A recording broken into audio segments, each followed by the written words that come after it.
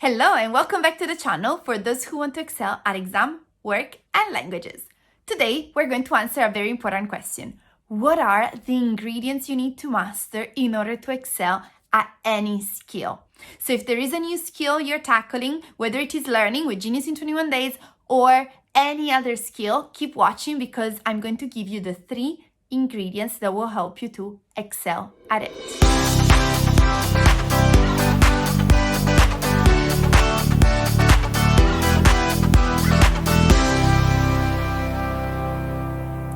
There are 3 ingredients that you need to master if you want to excel at any skill.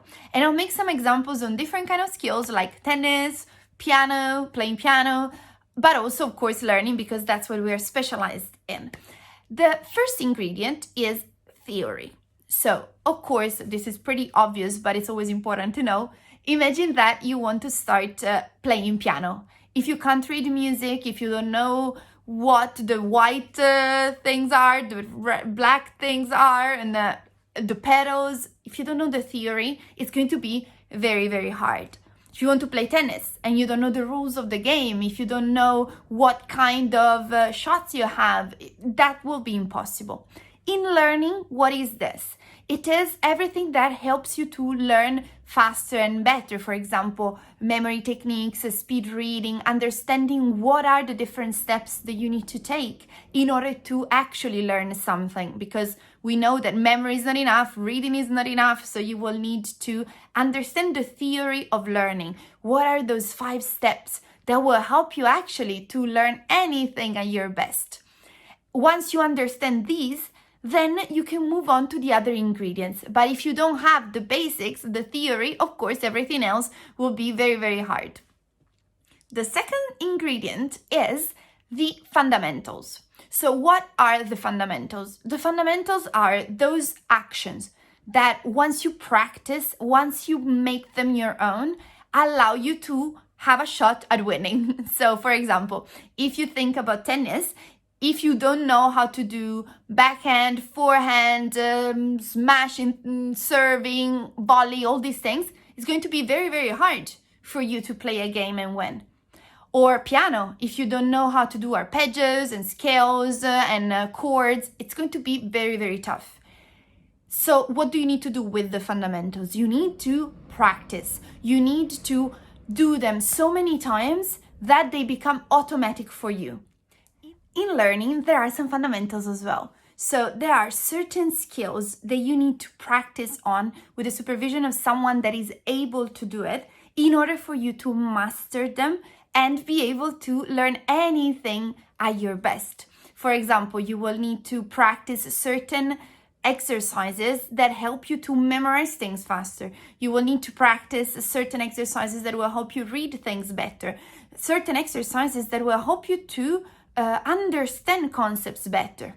There are a lot of different training exercises that you can do, but that you can't do unless you know how to do them. So those are the ones that are pretty hard to show in a book or written, because it's like telling you, okay, you need to do the backhand in this way. But if you don't have someone that sees how you're doing that backhand, it's going to be tough to understand if you're doing it well. Or if you play piano and you don't show where you're putting your fingers, or you don't have anyone listening to how it's sounding, at times it's very, very hard to understand whether you're doing something right or wrong, especially if you are a beginner. So fundamentals are those that help you to build everything better. So if you don't understand something, probably it's because there are some fundamentals of understanding that you haven't really mastered yet. If you struggle to memorize something, there are some fundamentals there that you're struggling with. Or the same with reading, the same with public speaking, the same with relaxation techniques. So there's a series of skills that are the theory that then you need to practice with the fundamentals in practice.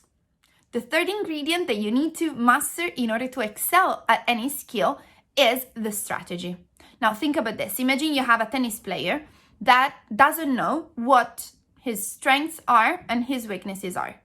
It's going to be tough for him to play and develop a strategy that's meant to help him win in a certain way. The same thing happens with anything else. Imagine learning.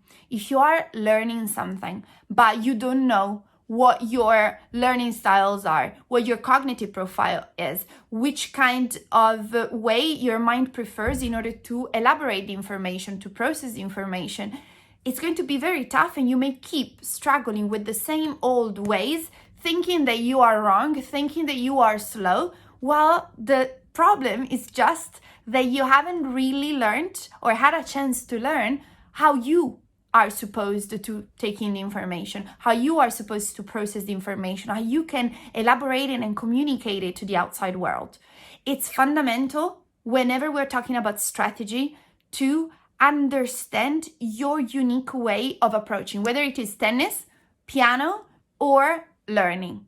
In learning, there are so many things that affect the way you process and remember information. On one side, you have different learning styles, and there are so many cognitive styles, learning styles. Then there is all your cognitive profile. That's all the things that make you as a learner. So all those beliefs that you have acquired over time, all the way you approach information, all the way you manage stress, motivation. There's a lot of different things there. Then there are thinking styles, which is the way you elaborate the information, and Serberg calls them the mental self-government. So the way your mind governs itself. And that's fundamental whenever you have deadlines, whenever you need to organize not just concepts, but also time. So your mind has a lot of different ways to approach information.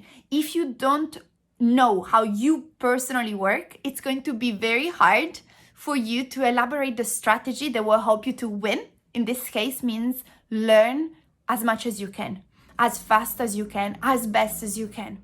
So whenever you know that you want to acquire a skill, make sure these 3 ingredients are covered. On one side, you need to have someone that's very, very good with the theory, so they know exactly why they use a certain technique rather than another.